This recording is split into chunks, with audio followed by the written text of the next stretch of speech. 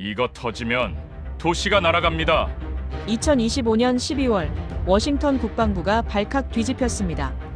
미국이 30조 원을 들여 긴급 도입한 일본산 레이저 방공 시스템, 화면에는 완벽한 98.7%가 떠 있었습니다.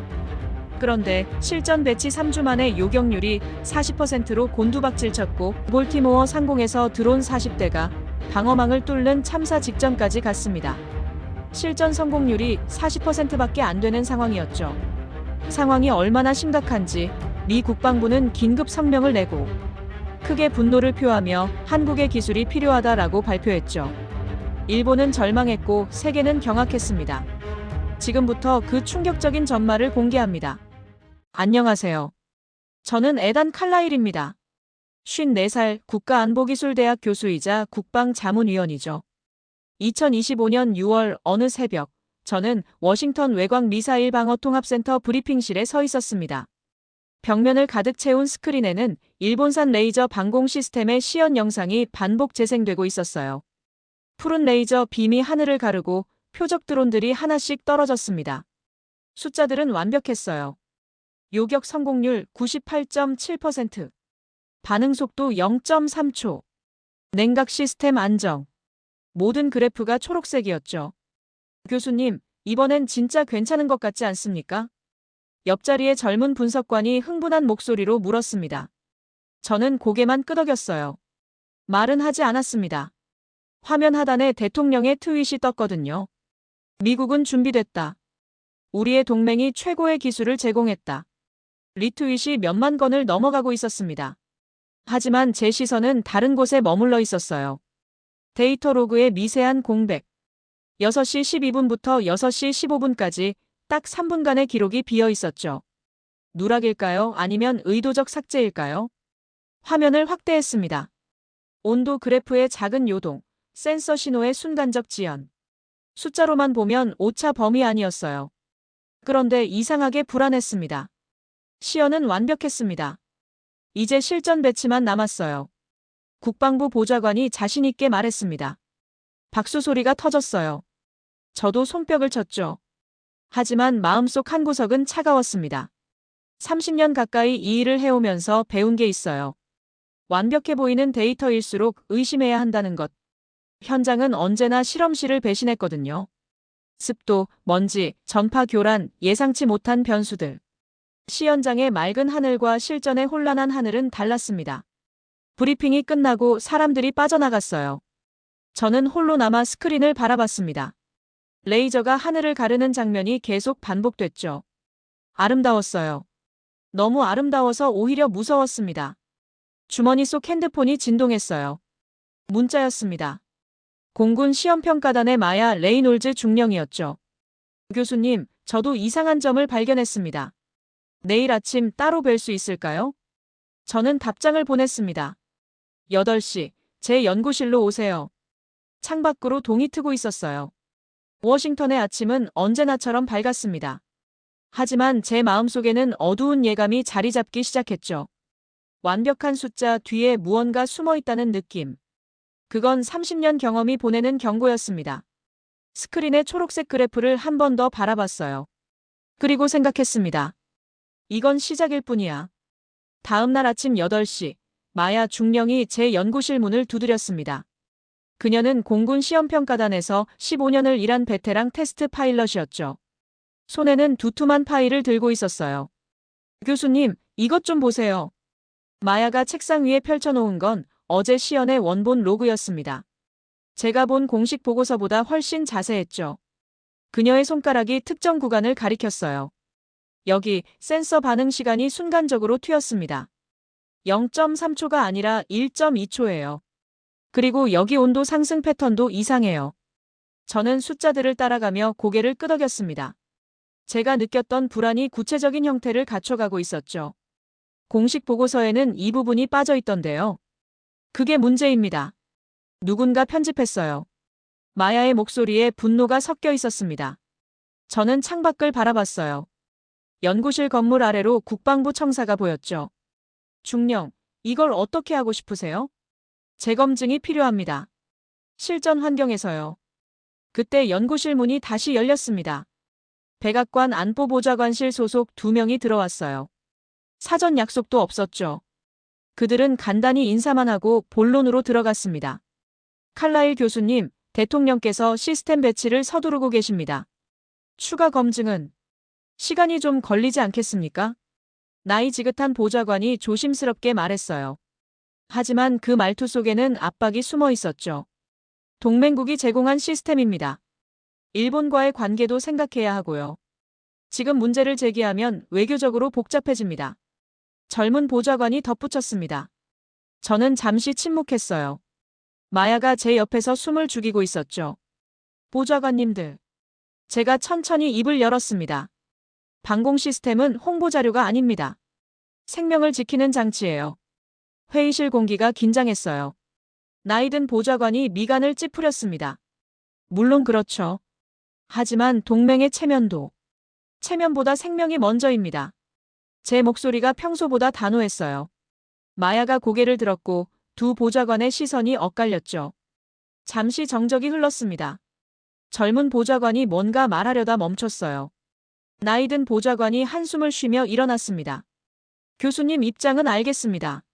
하지만 정치적 상황도 이해해 주셔야 해요. 우리가 조율해 보겠습니다. 그들이 나간 뒤 마야가 조용히 물었습니다.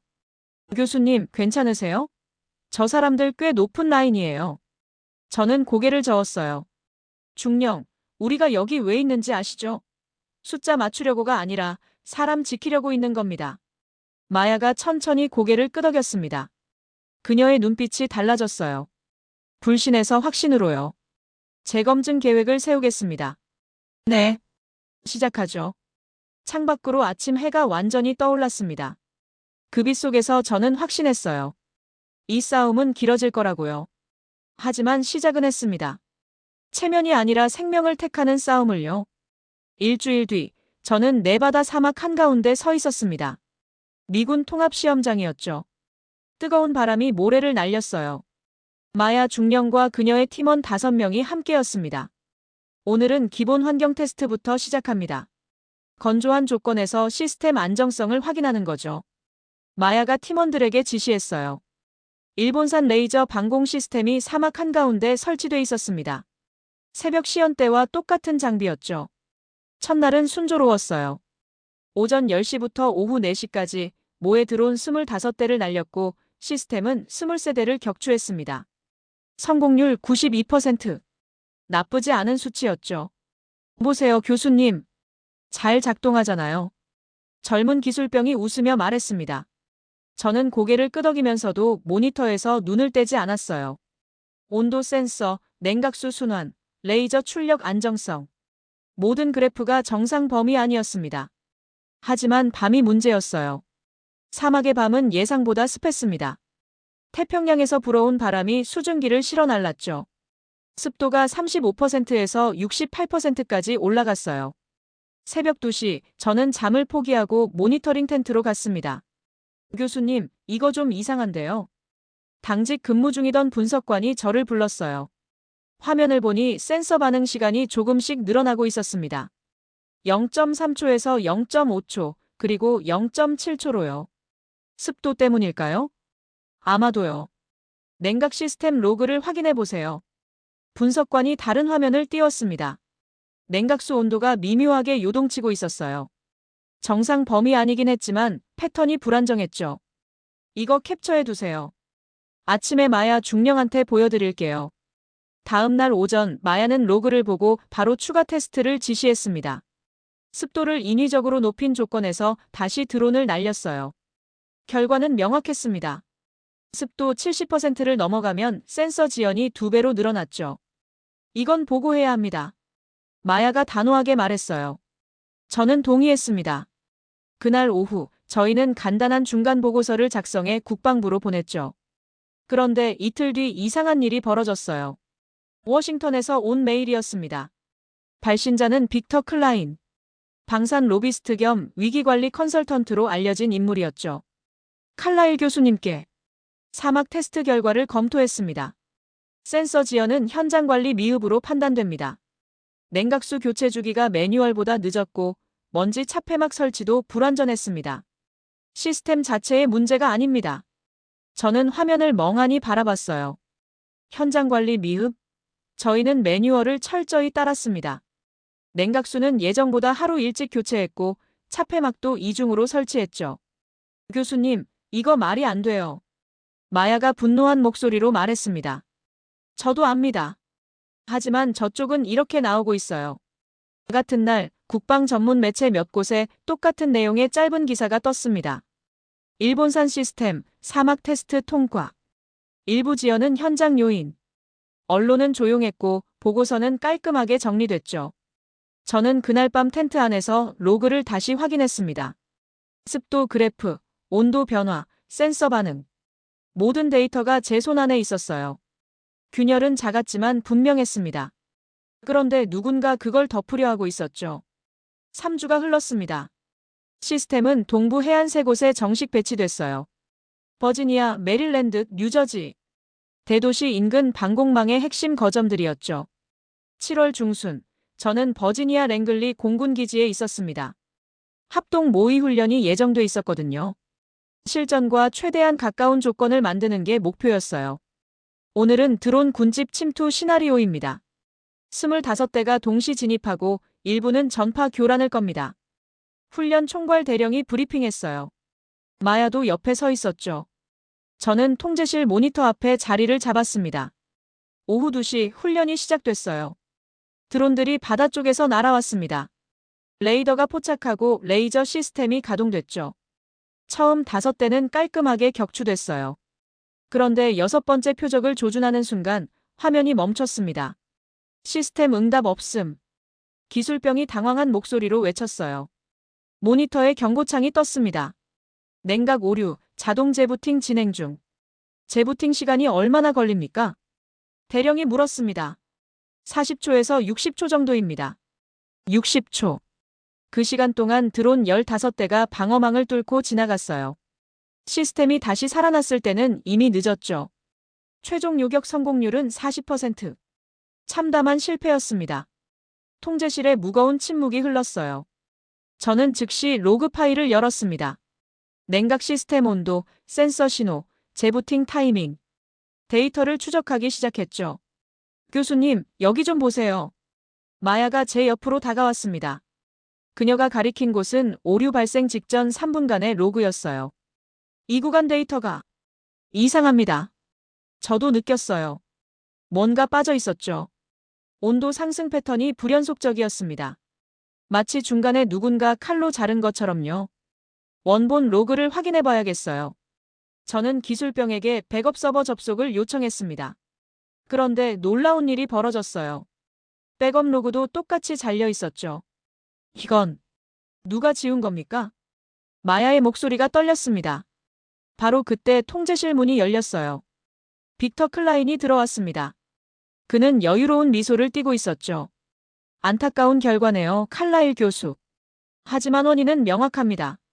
외부 전파 교란이 예상보다 강했어요. 훈련 설계가 과도했던 거죠. 저는 그를 바라봤습니다. 그의 눈빛에는 조롱이 섞여 있었어요. 로비스트님, 로그 데이터가 누락됐습니다. 이건 전파 교란 문제가 아니에요. 누락이라니요? 제가 받은 보고서는 완전한데요. 빅터가 태블릿을 꺼냈습니다. 거기엔 정리된 로그가 있었어요. 저희가 본 원본과는 달랐죠. 이건 편집된 겁니다. 마야가 항의했습니다. 중령님, 조심하세요. 공식 보고서를 편집본이라고 주장하시는 건가요? 빅터의 목소리가 차갑게 식었어요. 주변 사람들의 시선이 마야에게 쏠렸습니다. 그녀는 입술을 깨물었죠. 저는 주먹을 쥐었어요. 분노가 치밀어 올랐지만 여기서 폭발하면 안 됐습니다. 증거가 필요했죠. 알겠습니다. 재조사하겠습니다. 제가 침착하게 말했어요. 빅터는 만족스러운 표정으로 고개를 끄덕이고 나갔습니다. 통제실이 비자 마야가 낮은 목소리로 물었어요. 교수님, 이거 의도적인 거죠? 그런 것 같습니다. 저는 화면을 응시했어요. 잘려나간 데이터, 사라진 진실. 누군가 실패를 숨기려 하고 있었습니다. 그리고 그 누군가는 우리보다 훨씬 높은 곳에 있었죠. 사흘 뒤, 저는 백악관 국가안보회의 건물 복도에 서 있었습니다. 회의실 안에서는 고위급 논의가 진행 중이었어요. 저는 밖에서 대기 중이었죠. 칼라일 교수님, 들어오세요. 보좌관이 문을 열었습니다. 안에는 국방장관 피트 헤그세스와 백악관 안보팀 5명이 앉아 있었어요. 분위기가 무거웠습니다. 교수님, 랭글리 훈련 결과 보고서를 검토했습니다. 헤그세스 장관이 서류를 넘기며 말했어요. 40% 성공률은 심각한 수치죠. 하지만 지금 공개하기엔 시기가 좋지 않습니다. 저는 의자에 앉으며 물었습니다. 시기요? 일본과의 관계, 그리고 중간선거가 3달 남았어요. 동맹국 장비에 결함이 있다는 뉴스가 나가면 정치적으로 복잡해집니다. 나이든 보좌관이 끼어들었어요. 게다가 교수님, 아직 확실한 증거가 없지 않습니까? 전파 교란 때문일 수도 있고요. 저는 가방에서 USB를 꺼냈습니다. 여기 원본 로그가 있습니다. 공식 보고서와 다릅니다. 누군가 데이터를 삭제했어요. USB를 테이블에 올려놓았죠. 헤그세스 장관이 그걸 집어들었지만 열어보지는 않았습니다. 교수님 말씀은 이해합니다. 하지만 지금은 재검증보다 안정화가 우선이에요. 시스템은 이미 배치됐고 운용 매뉴얼을 보완하면 문제를 줄일 수 있습니다. 장관님, 제 목소리가 조금 높아졌어요. 매뉴얼로 해결될 문제가 아닙니다. 설계 자체에 취약점이 있어요. 증명할 수 있습니까? 젊은 보좌관이 날카롭게 물었습니다. 저는 잠시 말을 멈췄어요. 증명. 그래요. 아직 완벽한 증거는 없었죠. 로그는 있지만 누가 왜 삭제했는지는 몰랐습니다. 시간을 주십시오. 독자적인 검증팀을 꾸리겠습니다. 교수님, 독자 검증은 곧 공식 라인을 벗어난다는 뜻입니다. 헤그세스 장관이 심각한 얼굴로 말했어요. 그건 국방부가 일본을 신뢰하지 않는다는 신호로 비칠 겁니다. 대통령께서 용납하지 않으실 거예요. 회의실이 조용해졌습니다. 저는 창밖을 바라봤어요. 워싱턴의 오후 햇살이 환했지만 제 마음은 어두웠죠. 말하면 고립됩니다. 정치권과 국방부, 심지어 동맹국까지 적으로 돌릴 수도 있었어요. 하지만 침묵하면 어떻게 될까요? 다음 훈련에서, 아니 실전에서 더 큰 사고가 날 겁니다.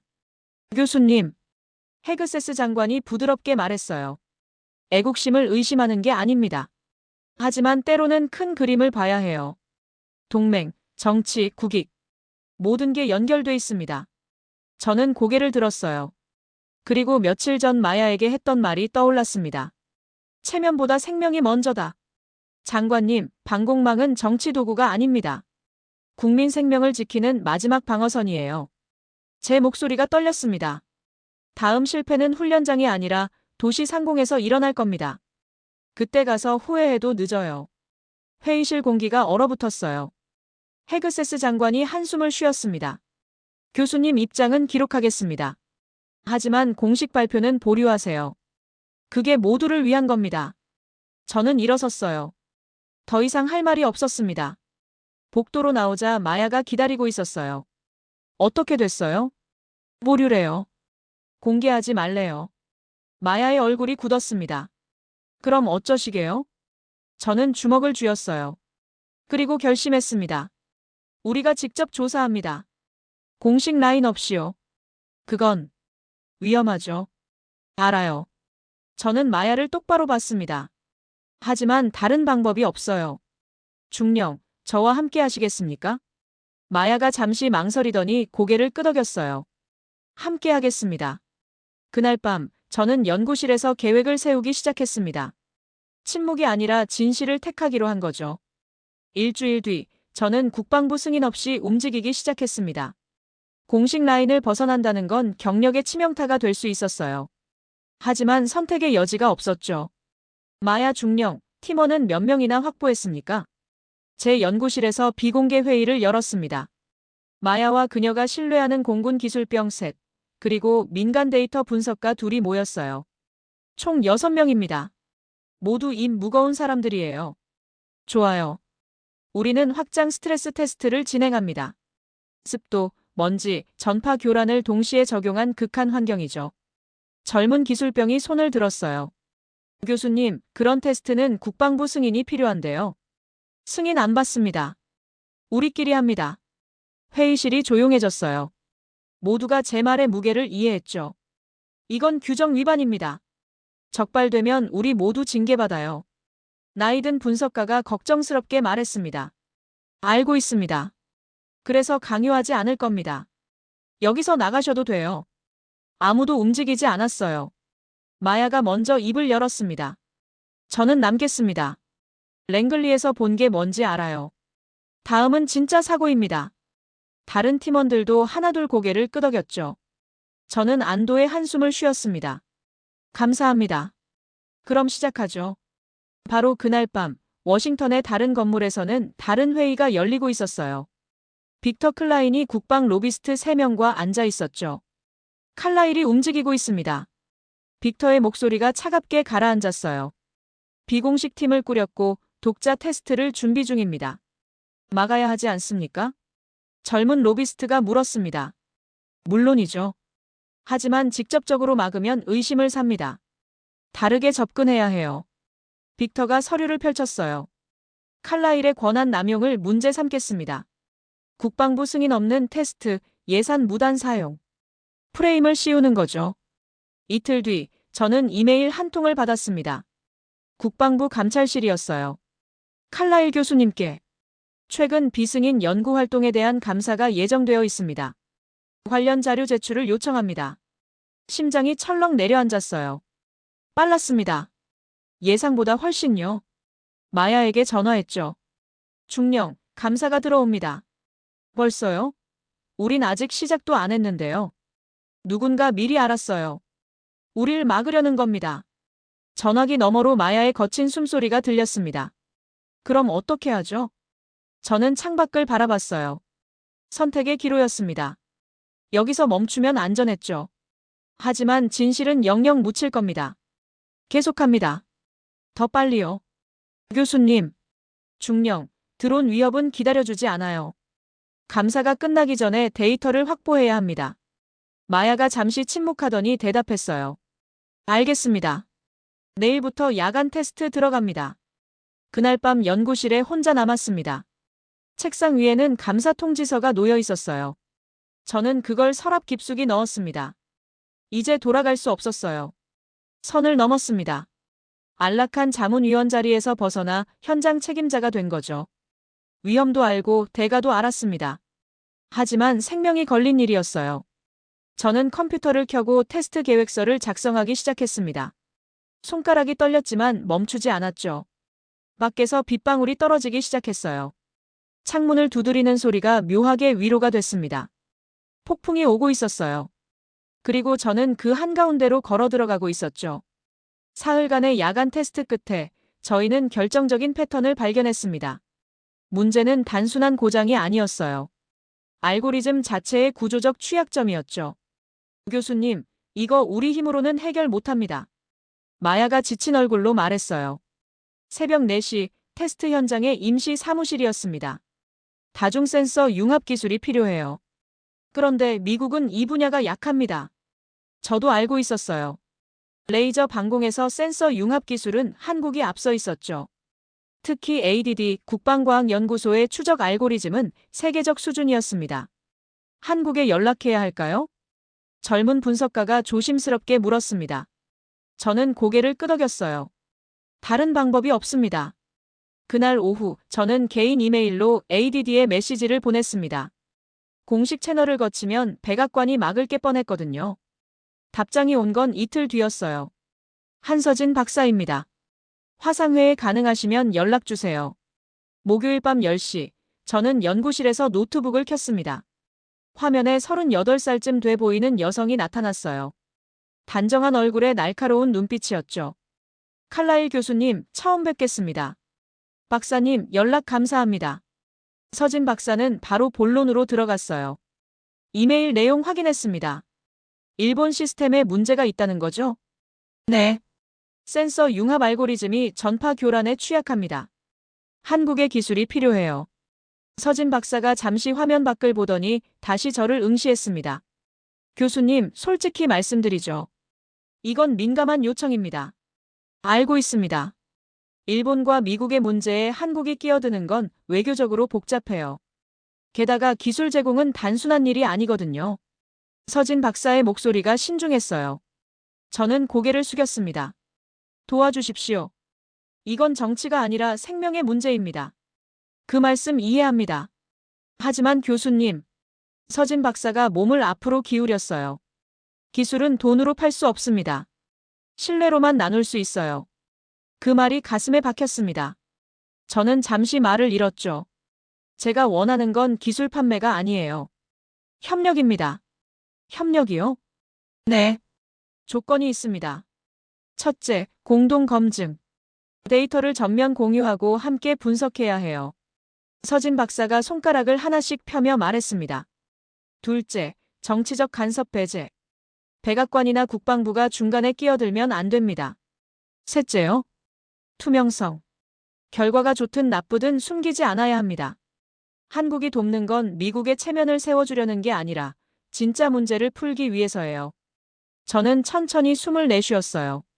까다로운 조건이었지만 정당했습니다. 받아들이겠습니다. 교수님 혼자 결정하실 수 있는 건가요? 서진 박사가 예리하게 물었습니다. 공식 라인은 아닙니다. 하지만 제가 책임지겠습니다. 위험한 선택이네요. 알고 있습니다. 서진 박사가 미소를 지었어요. 처음으로요. 좋습니다. 일단 데이터부터 보내주세요. 검토 후에 다시 연락드리겠습니다. 감사합니다, 박사님. 감사는 아직 일러요. 이게 시작일 뿐입니다. 화상회의가 끝나고 화면이 꺼졌어요. 저는 의자에 기댔습니다. 도움을 청했습니다. 하지만 그건 시혜가 아니라 동등한 협력이었죠. 한국은 미국의 하청업체가 아니었어요. 저는 처음으로 깨달았습니다. 진짜 협력은 자세에서 시작된다는 걸요. 창밖으로 동이 트고 있었습니다. 저는 마야에게 문자를 보냈어요. 한국과 연결됐습니다. 데이터 준비하세요. 답장이 금방 왔습니다. 좋은 소식이네요. 하지만 조심하세요. 빅터가 움직이고 있어요. 저는 핸드폰을 내려놓고 창밖을 바라봤습니다. 폭풍은 이제 시작이었어요. 일주일 동안 저희는 밤을 새웠습니다. 한국팀과의 시차 때문에 회의는 주로 새벽에 열렸어요. 서진 박사와 그녀의 팀원 4명이 원격으로 참여했죠. 이로그를 보세요. 습도 70%, 미세먼지 농도 상승, 그리고 전파 교란이 동시에 발생하는 순간입니다. 마야가 화면을 공유했어요. 한국팀이 집중해서 지켜봤습니다. 센서가 표적을 놓치는 건 여기서부터예요. 서진 박사가 그래프를 확대했습니다. 문제는 센서 자체가 아니에요. 예측 알고리즘입니다. 예측 알고리즘이요? 제가 물었어요. 네. 시스템이 드론의 다음 위치를 예측할 때 단일 센서 데이터에만 의존합니다. 그런데 전파 교란이 들어오면 그 센서 신호가 흔들려요. 그럼 예측 전체가 무너지는 거죠. 한국팀의 젊은 연구원이 끼어들었습니다. 다중 센서 융합이 필요한 이유가 그겁니다.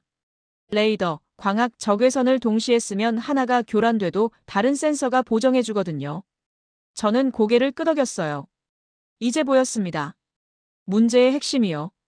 그럼 한국 알고리즘을 적용하면 해결됩니까? 시뮬레이션부터 해봐야죠. 서진 박사가 키보드를 두드렸습니다. 그녀의 팀이 보낸 보정 코드를 미국 시스템에 입력하기 시작했어요. 마야와 기술병들이 긴장한 얼굴로 지켜봤죠. 1시간쯤 지났을까요? 첫 번째 시뮬레이션 결과가 나왔습니다. 성공률 87%. 젊은 분석가가 소리쳤어요. 사무실에 환호가 터졌습니다. 다시 한번 돌려보세요. 더 강한 교란으로요. 서진 박사가 침착하게 말했습니다. 두 번째, 세 번째 시뮬레이션이 이어졌어요. 결과는 비슷했습니다. 85에서 90% 사이. 이거예요. 이게 해법입니다. 마야가 흥분해서 말했습니다. 저도 웃음이 나왔어요. 며칠간의 피로가 순식간에 날아갔죠. 하지만 서진 박사의 표정은 여전히 신중했습니다. 교수님, 시뮬레이션과 실전은 다릅니다. 현장 테스트가 필요해요. 알고 있습니다. 준비하겠습니다. 그때 사무실 문이 벌컥 열렸어요. 빅터 클라인이 서 있었습니다. 뒤에는 국방부 감찰관 둘이 따라왔죠.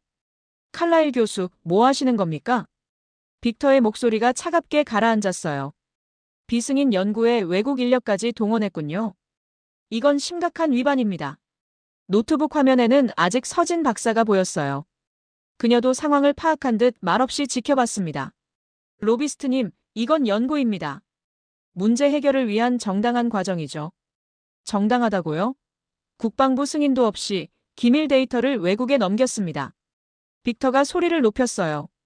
감찰관 하나가 앞으로 나왔습니다. 칼라일 교수님, 관련 자료 제출과 조사 협조를 요청합니다.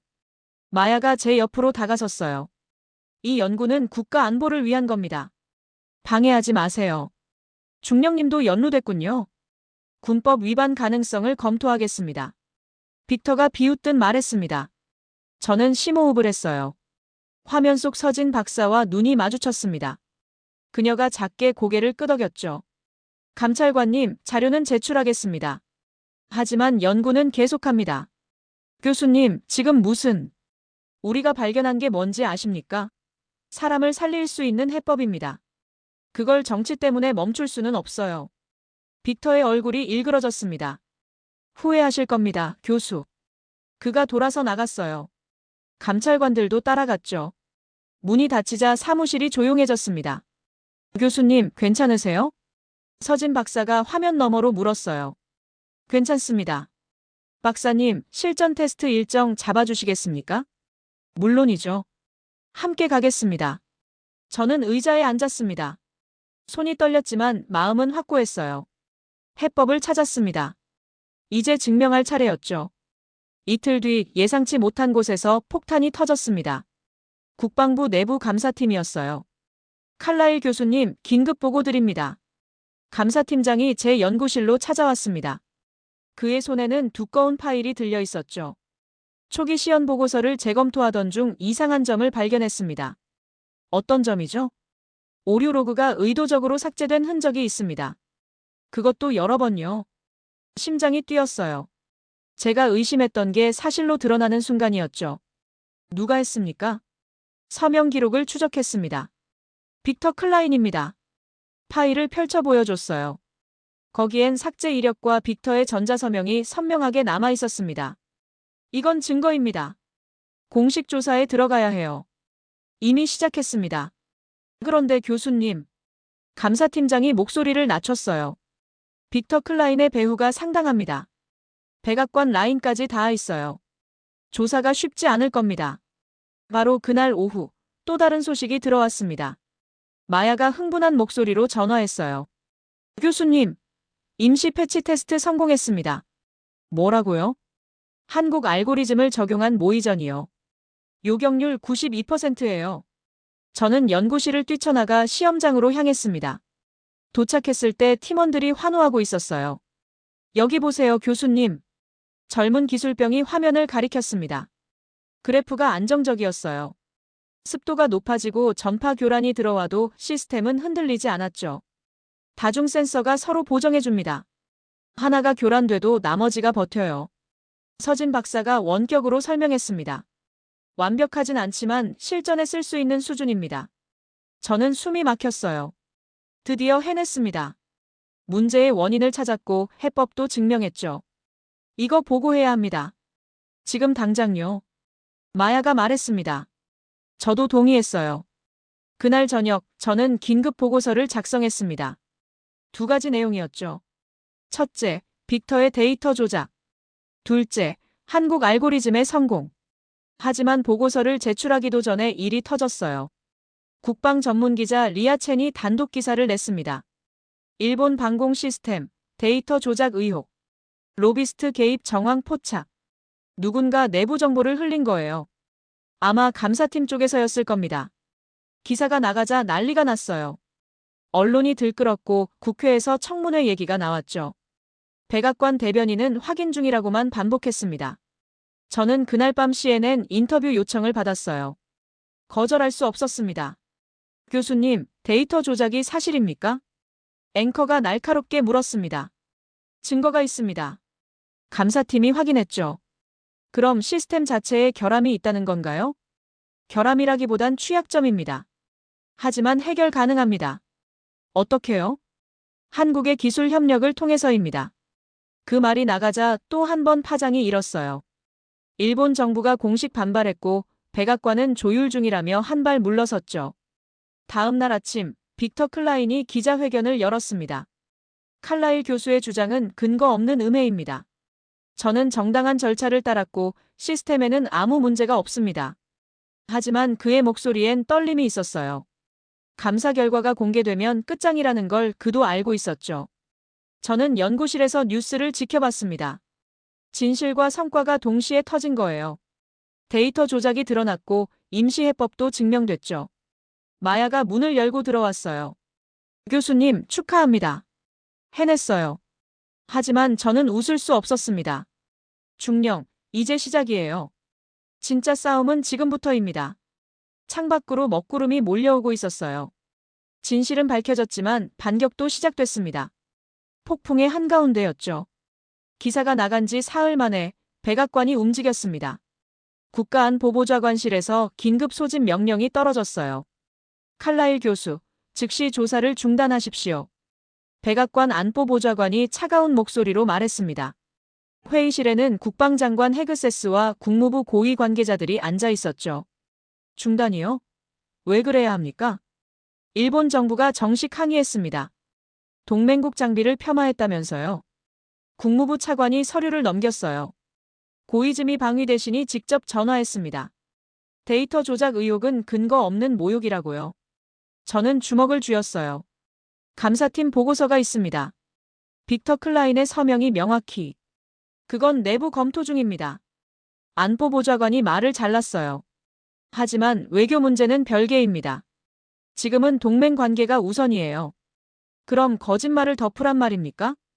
제 목소리가 높아졌습니다. 헤그세스 장관이 손을 들어 제지했어요. 교수님, 진정하세요.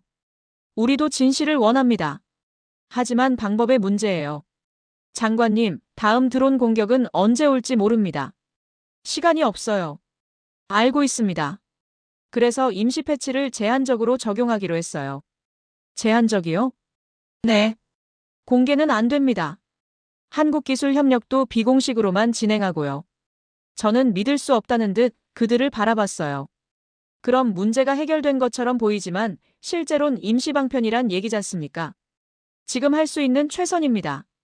바로 그날 밤 일본 방위성에서도 움직임이 있었어요. 고이즈미 대신이 기자회견을 열었습니다. 우리 시스템은 완벽하게 작동합니다. 일부 운용상 문제는 미국 측 숙련도 부족 때문이죠. 체면을 지키려는 발언이었어요. 결함 인정은 절대 안 하겠다는 거였죠. 동시에 빅터 클라인도 반격을 시작했습니다. 그는 변호사 3명을 대동하고 명예훼손 소송을 준비했어요. 칼라일 교수의 주장으로 제 평판이 심각하게 훼손됐습니다. 법적 책임을 묻겠습니다. 언론 인터뷰에서 당당하게 말했죠. 마야에게서 급한 전화가 왔습니다. 교수님, 큰일입니다. 제가 직무 정지당했어요. 뭐라고요? 군 감찰이 들어왔어요. 비승인 테스트 관련해서 조사받습니다. 목소리가 떨리고 있었어요. 중령, 제 잘못입니다. 제가 책임지게. 아니에요. 제 선택이었어요. 후회 안 합니다. 하지만 그녀의 목소리엔 두려움이 섞여 있었죠. 설상가상으로 드론 위협 정보가 급증했습니다.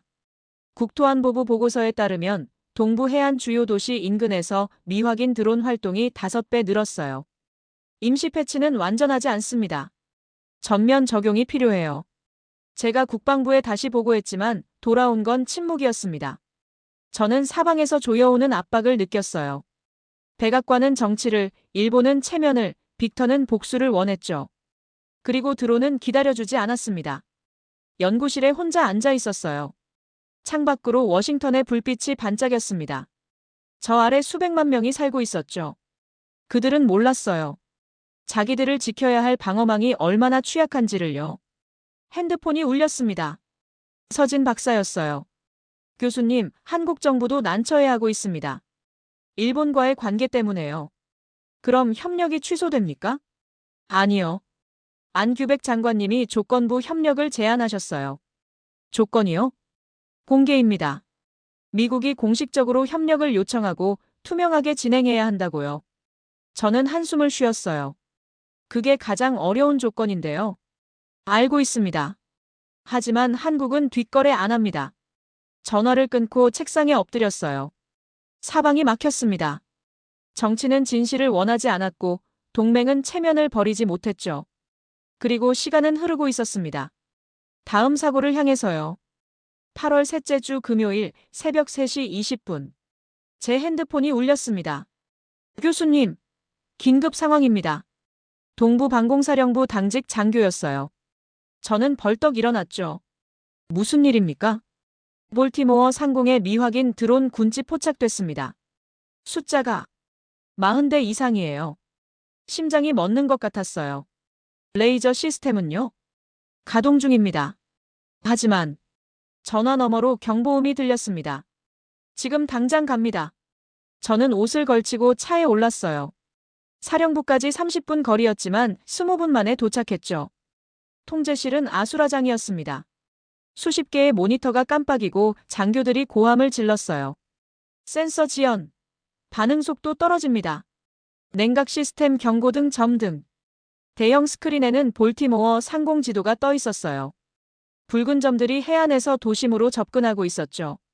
현재 상황은요? 제가 물었습니다. 요격률 35%. 시스템이 계속 멈췄다 재시작하고 있어요. 마야가 달려왔어요. 그녀도 긴급 호출을 받았던 겁니다. 교수님, 임시 패치는요? 일부 구간에만 적용됐어요. 핵심 모듈은 여전히 일본 원본이고요. 저는 실시간 로그를 열었습니다. 화면에 숫자들이 미친 듯이 흘러갔어요. 습도 82%, 전파 교란 신호 감지, 센서 오류율 급증. 이거 예측 알고리즘이 교란당하고 있어요. 제가 외쳤습니다. 드론들이 전파 교란을 쏘고 있습니다. 시스템이 표적 위치를 못 잡아요. 임시 패치를 전면 적용할 수 없습니까?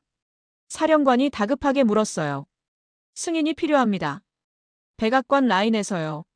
지금 전화합니다. 하지만 백악관은 즉답을 주지 않았어요. 국가안보보좌관은 확인 후 연락하겠다고만 했죠. 그 사이 드론들은 계속 진입했습니다. 레이저가 몇 대를 격추했지만 대부분은 통과했어요. 도심까지 5km. 레이더 담당자가 비명처럼 외쳤습니다. 저는 서진 박사에게 긴급 영상통화를 걸었어요. 박사님, 원격으로 패치 적용 가능합니까? 권한이 있어야 해요. 미국 시스템에 직접 접속하려면 제 권한 드립니다. 지금 당장요. 서진 박사가 망설이더니 키보드를 두드렸습니다. 한국 팀원 둘이 화면에 나타났어요. 시작합니다. 10분 정도 걸려요. 10분. 그동안 드론들은 도심 상공에 도달할 겁니다. 통제실 스크린에 볼티모어 야경이 보였어요. 수백만 개의 불빛. 그 아래 잠든 사람들. 그들은 몰랐죠. 머리 위에서 무슨 일이 벌어지는지요. 교수님, 일본 측에서 연락 왔습니다. 통신 장교가 전화기를 건넸어요. 일본 방위성 기술 담당관이었죠. 시스템은 정상입니다. 운용 미숙이 문제예요. 여전히 같은 소리였습니다. 지금 사람들이 위험합니다. 결함을 인정하세요. 제 목소리가 떨렸어요. 우리는 인정할 게 없습니다.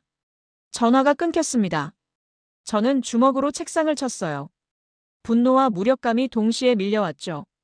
패치 적용 70% 완료. 서진 박사가 외쳤습니다.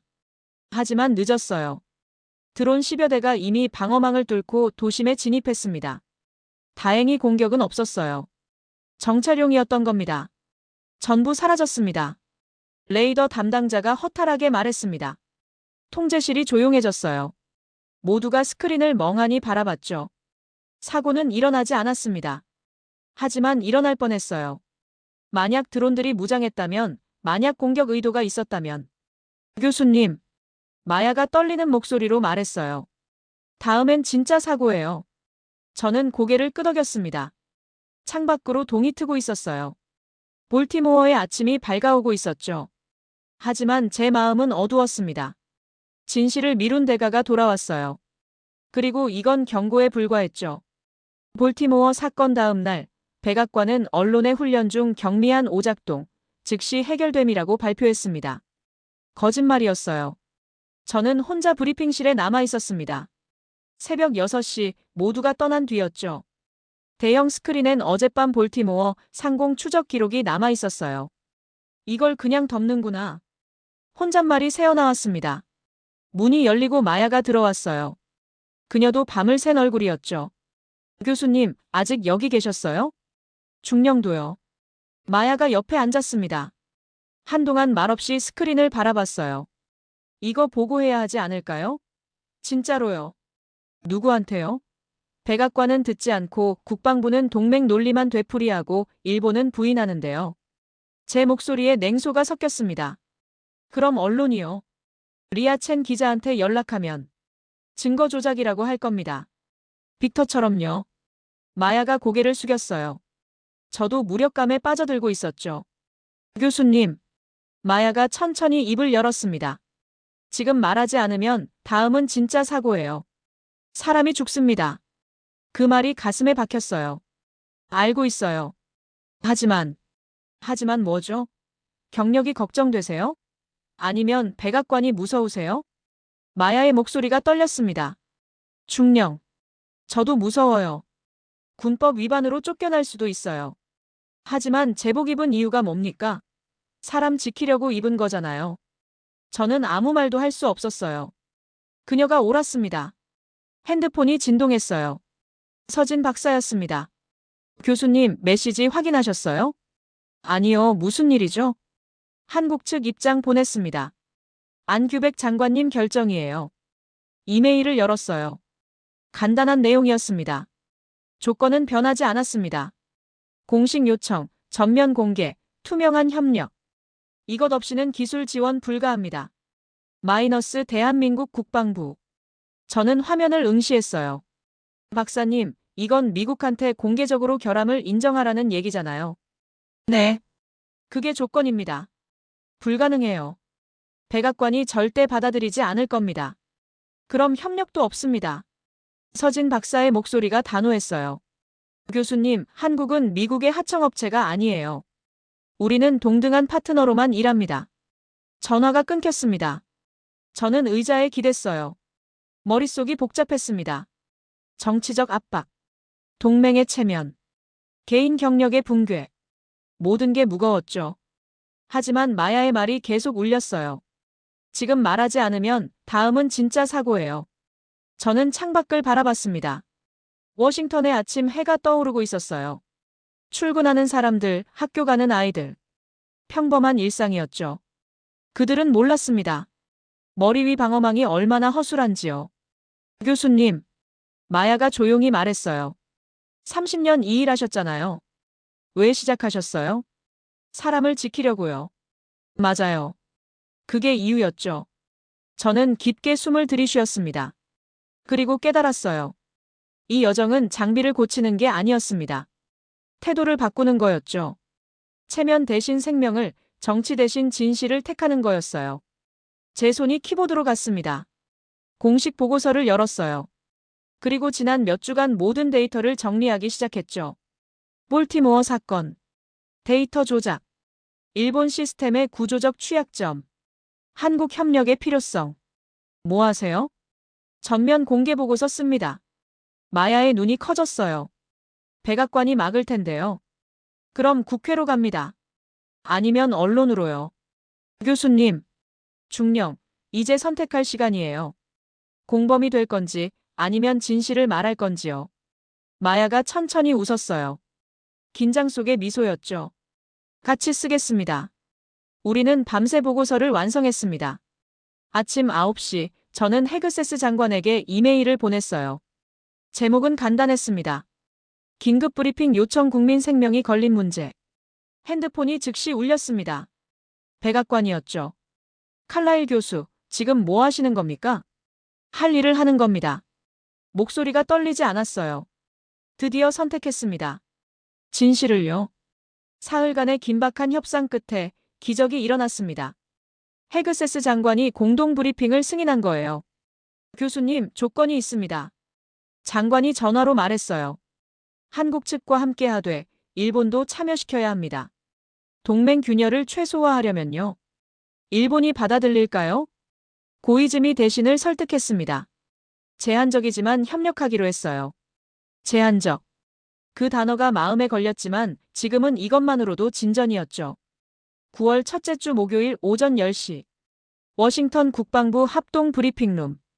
저는 단상 옆에 서 있었습니다. 심장이 미친 듯이 뛰었어요. 수십 대의 카메라가 저를 향하고 있었죠. 단상에는 헤그세스 장관, 안규백 한국 국방부 장관, 그리고 일본 방위성 대표가 나란히 앉았습니다. 서진 박사와 그녀의 팀도 뒤편에 서 있었어요. 시작하겠습니다. 헤그세스 장관이 마이크 앞에 섰습니다. 지난 몇 주간 우리는 방공 시스템의 운용상 문제를 확인했습니다. 운용상 문제. 여전히 완곡한 표현이었지만 인정은 인정이었어요. 이를 해결하기 위해 한국국방과학연구소와 협력하기로 결정했습니다. 기자들 사이에서 웅성거림이 일었습니다. 안규백 장관님께서 직접 설명하시겠습니다. 안 장관이 일어섰어요. 60대 중반의 그는 차분하지만 단호한 인상이었죠. 대한민국은 동맹의 요청에 응하기로 했습니다. 단 3가지 원칙 하에서요. 그가 서류를 펼쳤습니다. 첫째, 공동 검증. 모든 데이터를 양국이 함께 분석합니다. 둘째, 공동 개선. 한국이 일방적으로 기술을 제공하는 게 아니라 함께 문제를 풉니다. 셋째, 공동 수출. 개선된 시스템은 양국 공동 기술로 인정하고 향후 제3국 수출 시 이익을 공유합니다. 기자들이 펜을 미친 듯이 움직였어요. 이건 단순한 기술 지원이 아니었습니다. 동맹 협력의 새 모델이었죠. 칼라일 교수님, 기술적 설명 부탁드립니다. 장관이 저를 불렀어요. 저는 단상으로 걸어갔습니다. 다리가 떨렸지만 목소리는 안정적이었어요. 문제의 핵심은 예측 알고리즘입니다. 대형 스크린에 그래프가 떴어요. 단일 센서 의존 시스템은 전파 교란에 취약합니다. 한국의 다중 센서 융합 기술이 이를 보완해줍니다. 서진 박사가 옆으로 와서 설명을 이어받았어요. 레이더, 광학, 적외선 센서를 동시에 사용하면 하나가 교란돼도 나머지가 보정합니다. 실시간 크로스 체킹으로 정확도를 유지하는 거죠. 성공률은 어느 정도입니까? 기자가 물었습니다. 시뮬레이션에서 90% 이상입니다. 실전 배치 후에도 85% 이상을 목표로 합니다. 일본 시스템의 결함을 인정하는 겁니까? 날카로운 질문이 나왔어요. 일본 대표가 불편한 표정을 지었죠. 헤그세스 장관이 나섰습니다. 결함이 아니라 운용 환경의 차이입니다. 일본 국내 테스트와 미국 실전 환경이 달랐던 거죠. 외교적 답변이었지만 어쨌든 문제를 인정한 겁니다. 개선 일정은 어떻게 됩니까? 일주일 안에 핵심 지점 3곳에 우선 적용합니다. 석 달 안에 전면 배치 완료할 예정입니다. 브리핑이 끝나고 기자들이 빠져나갔어요. 저는 서진 박사와 마주 섰습니다. 박사님, 해냈네요. 교수님이 하신 겁니다. 용기 내셔서요. 그녀가 손을 내밀었어요. 저는 그 손을 잡았죠. 마야가 뒤에서 다가왔습니다. 교수님, 직무정지 해제됐어요. 그녀의 얼굴에 눈물이 맺혔습니다. 안규백 장관이 저희에게 걸어왔어요. 칼라일 교수님, 잘하셨습니다. 장관님, 한국의 협력에 감사드립니다. 감사할 건 없습니다. 원칙을 지킨 것뿐이에요. 그가 잠시 멈췄다가 덧붙였습니다. 기술은 돈이 아니라 신뢰로 나누는 겁니다. 오늘 그걸 증명했어요. 저는 고개를 끄덕였습니다. 브리핑룸을 나서며 창밖을 봤어요. 워싱턴의 하늘이 맑았습니다. 정치적 수사는 사라졌어요. 체면 싸움도 끝났죠. 남은 건 기술의 언어와 생명을 지키려는 의지뿐이었습니다. 동맹이 제정이 되는 순간이었어요. 그리고 저는 그 문을 여는데 작은 역할을 한 거죠. 일주일 뒤, 저는 다시 랭글리 공군기지에 있었습니다. 이번엔 관찰자가 아니라 협력자로서였죠. 패치 적용 완료. 시스템 점검 시작합니다. 한국 기술팀과 미국 기술병들이 함께 모니터 앞에 앉았어요. 국적이 달랐지만 목표는 하나였습니다. 서진 박사가 최종 점검 리스트를 확인했어요. 다중 센서 융합 알고리즘 정상. 실시간 보정 시스템 정상. 냉각 최적화 정상. 실전 테스트 준비됐습니까? 헤그세스 장관이 물었습니다. 그도 현장에 와 있었죠. 네, 준비됐습니다. 마야가 대답했어요. 그녀는 복직 후 이 프로젝트의 현장 총괄을 맡았습니다. 오후 2시, 모해 공격이 시작됐어요. 이번엔 진짜였습니다. 드론 50대, 전파 교란 최대 출력, 습도 75%, 표적 포착, 추적 시작. 레이더 화면에 붉은 점들이 나타났어요. 레이저 시스템이 가동됐죠. 첫 번째 드론 격추. 두 번째, 세 번째. 시스템은 멈추지 않았습니다. 전파 교란 증가. 기술병이 외쳤어요. 하지만 이번엔 달랐습니다. 광학 센서로 자동 전환. 적외선 보정 작동 중. 서진 박사팀의 알고리즘이 실시간으로 센서를 바꿔가며 표적을 추적했어요. 하나가 교란돼도 다른 센서가 버텼죠. 온도 상승 감지. 냉각 시스템 자동 조정. 이것도 한국팀이 개선한 부분이었습니다. 예측 냉각 알고리즘이 과열을 미리 막았어요. 15분간의 전투. 마지막 드론이 떨어졌습니다. 요격률 94%. 마야가 환호했어요. 통제실 전체가 박수로 터졌습니다. 저는 서진 박사와 눈을 마주쳤어요. 그녀도 웃고 있었죠. 해냈습니다, 교수님. 우리가 함께 해낸 겁니다. 헤그세스 장관이 앞으로 나왔어요. 훌륭합니다. 이제 전면 배치를 시작하겠습니다. 그날 저녁 백악관에서 발표가 나갔습니다. 한미 공동 개선 시스템 실전 테스트 성공. 동부 해안 전역 배치 시작. 언론은 호의적이었어요. 이번엔 숨길 게 없었거든요. 하지만 모든 게 순탄했던 건 아닙니다. 빅터 클라인의 데이터 조작 사건은 공식 조사로 이어졌어요. 그는 결국 로비스트 자격을 박탈당했고 형사 고발까지 받았죠. 칼라일, 당신 때문에 내 인생이 망했어. 법정에서 그가 저를 노려봤습니다. 저는 고개를 돌렸어요. 당신이 데이터를 지운 순간 끝난 겁니다. 일본과의 관계도 미묘했어요. 고이즈미 대신은 공개석상에선 협력을 말했지만 뒤로는 불만을 표했죠. 하지만 결과가 모든 걸 말해줬습니다. 석 달 뒤 동부 해안 전역의 레이저 방공 시스템이 완전히 교체됐어요. 성공률은 평균 88%로 안정화됐죠. 저는 다시 랭글리 기지를 찾았습니다. 이번엔 정례 점검이었어요. 통제실 모니터에는 안정적인 그래프들이 떠 있었습니다. 초록색 선들. 더 이상 붉은 경고등은 없었죠. 교수님, 커피 드릴까요? 젊은 기술병이 물었어요. 저는 고개를 끄덕였습니다. 창밖으로 전투기 한 대가 이륙하고 있었어요. 하늘은 평화로웠습니다. 마야가 옆에 섰습니다. 교수님, 다음 주 국회 청문회 준비하셨어요? 무슨 청문회요? 국방혁신 사례로 저희가 증언하래요. 한미협력 모델을 다른 분야에도 적용하자고요. 저는 웃었어요. 이제 시작이네요. 그러게요. 교수님이 연문이에요. 그날 밤 연구실로 돌아왔습니다. 책상 위에는 서진 박사가 보낸 선물이 놓여 있었어요. 한국 전통 부채였죠. 메모가 붙어 있었습니다. 교수님, 신뢰는 주고받는 겁니다. 함께 걸어가요. 마이너스 서진. 저는 부채를 펼쳤습니다. 거기엔 한글로 한 문장이 적혀 있었어요. 기술은 돈이 아니라 신뢰로. 저는 그 문장을 오래 바라봤습니다. 체계가 바뀌었어요. 동맹의 의미가 달라졌죠. 이제 방공은 체면의 도구가 아니었습니다. 생명을 지키는 약속이었어요. 닷새 뒤 저는 워싱턴 외곽의 한미 합동연구실에 있었습니다. 석 달 전만 해도 존재하지 않았던 곳이었죠. 교수님, 이쪽입니다. 서진 박사가 복도를 안내했어요. 연구실 문을 여니 국적이 다른 연구원들이 같은 모니터를 보고 있었습니다. 한국인, 미국인, 심지어 일본인 기술자도 한 명 있었어요. 지금 뭘 하는 겁니까? 차세대 알고리즘 개발이요. 이번엔 처음부터 함께 만드는 겁니다. 젊은 미국 연구원이 대답했습니다. 칠판에는 복잡한 수식들이 빼곡했어요. 그 옆에 한글과 영어가 섞인 메모들이 붙어 있었죠. 검증 우선, 트랜스페런시 퍼스트, 공동 책임. 저는 칠판 앞에 섰습니다.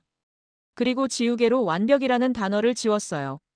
대신 검증이라고 썼죠. 교수님, 무슨 의미예요? 한국 연구원이 물었습니다. 완벽한 시스템은 없습니다. 하지만 검증하는 시스템은 만들 수 있어요. 서진 박사가 옆에 섰어요. 맞아요. 실패를 숨기는 게 아니라 드러내고 고치는 거죠. 저는 창밖을 바라봤습니다. 워싱턴의 스카이라인이 보였어요. 멀리 국방부 청사, 백악관, 그리고 국회의사당이 햇살 속에 빛났죠. 저기 아래 몇백만 명이 살고 있습니다. 제가 조용히 말했어요. 그들은 우리가 뭘 하는지 몰라요. 하지만 우리는 알아야 합니다. 우리가 누구를 위해 일하는지요. 연구실이 조용해졌습니다. 체면이 아니라 생명을 위해서죠. 마야가 문을 열고 들어오며 말했어요. 그녀는 이제 이 연구실의 미국 측 책임자였습니다. 중령, 늦었네요. 국회 증인 준비하느라요. 교수님도 다음 주 나오시죠? 네, 준비했습니다. 제 가방에는 발표 자료가 들어 있었어요. 제목은 신뢰 기반 동맹 협력 모델이었죠. 오후 5시 연구실 회의가 시작됐습니다.